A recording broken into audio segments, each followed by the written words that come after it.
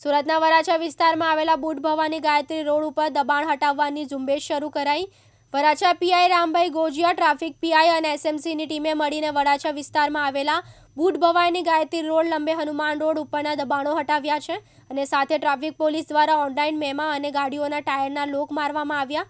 છેલ્લા 8 દિવસથી ચાલી રહેલી કામગીરીને લઈને લોકોમાં ખુશીનો માહોલ પણ જોવા મળ્યો છે અને દબાણકર્તાઓમાં ફફડાટ મચી જવા પામી છે। સુરત મહાનગરપાલિકા, વરાછા પોલીસ અને ટ્રાફિક પોલીસ સાથે મળીને અત્યારે કામગીરી કરી રહી છે। આપણે અત્યારે જોઈ શકીએ છીએ કે આ છેલ્લા 8 દિવસથી આ દબાણ હટાવો ઝુંબેશ ચાલી રહી છે। ત્યારે ક્યાંક ને ક્યાંક જે વાહનો રોડ ઉપર જે મૂકવામાં આવતા હતા તેનેમાં તકલીફ પડતી હતી, પણ અત્યારે જે વરાછા પોલીસ છે તેની સાથે અત્યારે ટ્રાફિક પોલીસ અને એસએમસી ત્રણેય સંયુક્ત કામગીરી કરવામાં આવી રહી છે।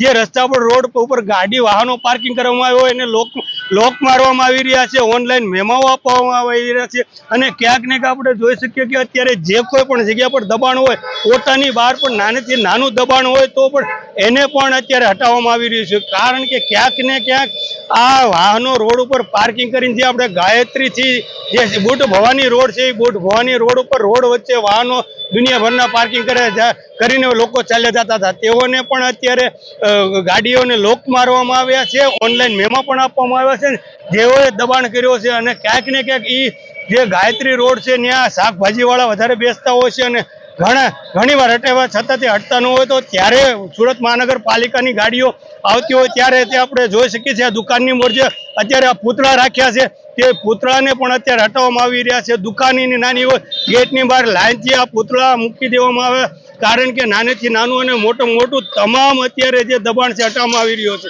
અને લોકો જે લારીઓવાળા પોતે જ લારી લઈને શેરી ગલીઓમાં ભાગી જતા હોય એને પણ અંદરથી પણ પકડી અને લાવી અને તેઓને ભરી લેવામાં આવતો હોય છે। ત્યારે આ દુકાનોની બહાર પૂતળા અને બોર્ડ બેનરને અડધા રોડ સુધી મૂકતા હોય તેઓને પણ અત્યારે જમા કરવામાં આવી રહ્યા છે। વરાછા પોલીસ, ટ્રાફિક પોલીસ અને આપણે સુરત મહાનગરપાલિકાની સંયુક્ત કામગીરી દેખાઈ રહી છે। જી કાનાભાઈ મેર, દિવ્યાંગ ન્યૂઝ, સુરત।